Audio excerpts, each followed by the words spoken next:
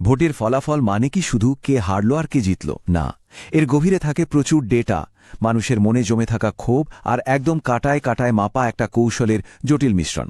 চলুন আজ হাবিবপুরের ঘটনাটা দিয়ে বুঝি কিভাবে মাঠের বাস্তবতাকে ডেটাতে বদলে ফেলে একটা আধুনিক নির্বাচনী ব্লুপ্রিন্ট তৈরি হয়। পশ্চিমবঙ্গের বিশাল রাজনৈতিক ম্যাপে হাবিবপুর হয়তো খুব ছোট্ট একটা জায়গা, কিন্তু এই একটা জায়গার মধ্যে লুকিয়ে আছে গোটা রাজ্যের রাজনৈতিক হাওয়া বদলের একটা গল্প। এটা শুধু একটা কেন্দ্র নয়, এটা আসলে মানুষের আশা, বঞ্চনা আর পরিবর্তনের একটা জীবন্ত দলিল। আমরা তো সবসময় বড় বড় মিছিল, জনসভা আর খবরের হেডলাইন দেখি, কিন্তু আসল প্রশ্নটা হলো এই সব কিছুর বাইরে একেবারে গ্রামের মেঠো পথে সাধারণ মানুষের মনে ঢুকে একটা নির্বাচন ঠিক কিভাবে জেতা যায়। এই প্রশ্নটা দিয়েই আমাদের আজকের বিশ্লেষণ শুরু হচ্ছে। এই উত্তরটা আমরা কয়েকটা ধাপে খুঁজব। প্রথমে দেখব হাবিবপুরের মাটির বাস্তব চিত্রটা কি, তারপর বোঝার চেষ্টা করব ভোটারদের মনে কি নিয়ে অসন্তোষ আছে। এরপর দেখব সেই রাগটা ভোটের বাক্সে কিভাবে পড়ল, আর তার উপর ভিত্তি করে জেতার কৌশলটা কি ছিল। আর সব শেষে থাকবে প্রতিশ্রুতি আর জেতার পর যে বিশাল দায়িত্ব কাঁধে আসে তার কথা। তো চলুন শুরু করা যাক প্রথম ধাপ দিয়ে। হাবিবপুরের আসল ছবিটা কি? এখানকার মাটি আর মানুষকে না চিনলে রাজনীতির খেলাটা বোঝাই যাবে না। এই সংখ্যাটা একবার দেখুন, ৭৯%।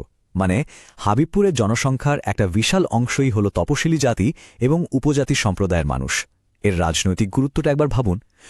সোজা কথায়, এই মানুষগুলো যদি একদিকে ভোট দেয় তাহলে খেলার রেজাল্টই পাল্টে যেতে পারে। তাই যে কোনো স্ট্র্যাটেজি বানানোর আগে এই সামাজিক সমীকরণটা বোঝা সবচেয়ে জরুরি।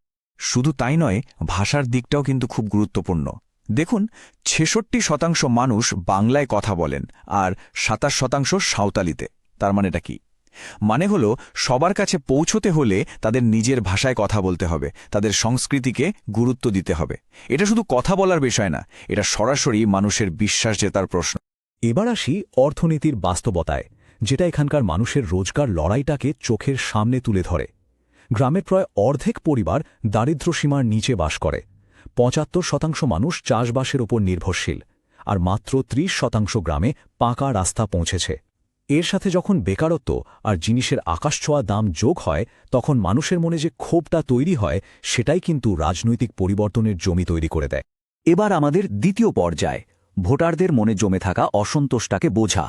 মনে রাখতে হবে, ডেটা মানে শুধু সংখ্যা নয়, ডেটা আসলে মানুষের না বলা কথা। এখন আমরা সেই কথাগুলোই শোনার চেষ্টা করব। তাদের অভিযোগগুলো ঠিক কি কি?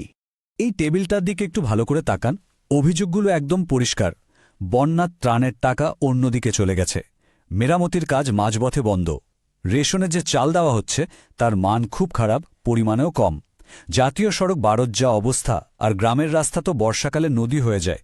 আর এই সব কিছুর মূলে রয়েছে ওই ভয়ঙ্কর কাটমানি কালচার আর দুর্নীতি। এগুলো কোনো বানানো গল্প নয়, এগুলো মানুষের রোজগার ভোগান্তির জ্বলজ্বন্ত ছবি। এই যে কাটমানি আর শিক্ষক নিয়োগ বা বন্যা ত্রাণের মতো কেলেঙ্কারিগুলো, এগুলো আসলে কি করে জানেন?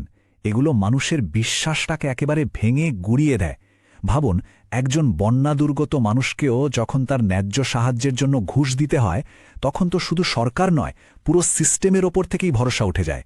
এই যে বিশ্বাসের অভাব বা ট্রাস্ট ডেফিসিট, এটাই কিন্তু রাজনৈতিক বদলের সবচেয়ে শক্তিশালী বিস্ফোরক। বেশ, এবার আমরা তৃতীয় ধাপে ঢুকছি।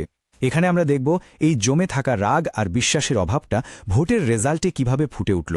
সংখ্যা কিন্তু এমন অনেক গল্প বলে যা খালি চোখে ধরা পড়ে না। চলুন ২০১৬ থেকে ২০২১-এর এই রাজনৈতিক পরিবর্তনের একটা ব্যবচ্ছেদ করা যাক। এই চার্টটা দেখুন, একাই সবটা বলে দিচ্ছে। ২০১৬ সালে যেখানে বিজেপির ভোট ছিল ২২.৫%-এর কাছাকাছি, মাত্র ৫ বছরে ২০২১-এ সেটা প্রায় দ্বিগুণ হয়ে ৪৭.৫%-এ পৌঁছে গেল। এটা কোনো ছোটখাটো ব্যাপার নয়, এটাকে একটা রাজনৈতিক ভূমিকম্প বলা যেতে পারে। এই বিরাট পরিবর্তনটা পরিষ্কার বুঝিয়ে দিচ্ছে যে ভোটাররা একটা বড়সড় বদল চেয়েছিল। আচ্ছা, এবার ইনকামবেন্ট অর্থাৎ ক্ষমতাসীন বিধায়কের শক্তি আর দুর্বলতাগুলো একটু দেখি। একদিকে তার একটা বড় শক্তি হলো তার উপজাতি পরিচয়, যেটা একটা বড় অংশের ভোটারকে টানতে পারে, আর সাথে তো কেন্দ্রীয় সরকারের সমর্থন ছিলই। কিন্তু অন্যদিকে দুর্বলতাও ছিল, যেমন তিনি রাজনীতিতে নতুন আর উন্নয়নের কাজে তেমন ছাপ ফেলতে পারেননি। এই দুর্বলতাগুলোই বিরোধীদের আক্রমণের সুযোগ করে দেয়। বেশ, আমরা সমস্যাগুলো দেখলাম, পরিস্থিতিও বিশ্লেষণ করলাম। এবার তাহলে সমাধানের দিকে নজর দেয়া যাক। আমাদের চতুর্থ পর্ব জেতার জন্য কৌশলটা কী ছিল। এখানে আমরা দেখব কিভাবে মাঠ থেকে পাওয়া এই ডেটাগুলোকে একটা কার্যকরী চারমুখী কৌশলে বদলে ফেলা হলো। এই কৌশলটার একটা নামও আছে, চতুর্মুখ মতবাদ।